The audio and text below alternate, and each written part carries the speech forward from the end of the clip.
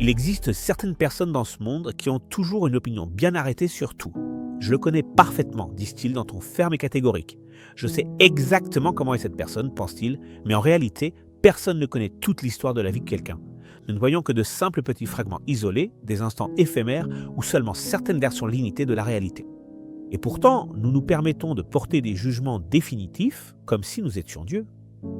Une telle attitude d'arrogance empoisonne les relations, divise les communautés et éteint peu à peu la compassion.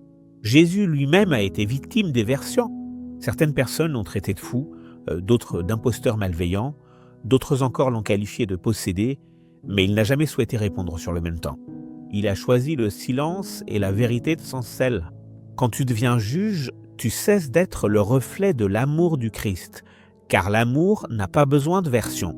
Efforce-toi de chercher à comprendre et non à pointer du doigt, car chaque individu porte un combat que tu ne vois pas, et le fait de parler sans savoir, c'est blesser sans même t'en rendre compte. Avant de dire avec assurance « je la connais, je le connais », souvenez-vous qu'il existe un Dieu tout-puissant qui connaît parfaitement tout le monde et qui continue d'offrir sa grande miséricorde au lieu de nous condamner. Ce sont des paroles divines. Ne portez pas de jugement uniquement sur les apparences, mais exercez un jugement selon la justice. Évangile selon Jean, chapitre 7, verset 24.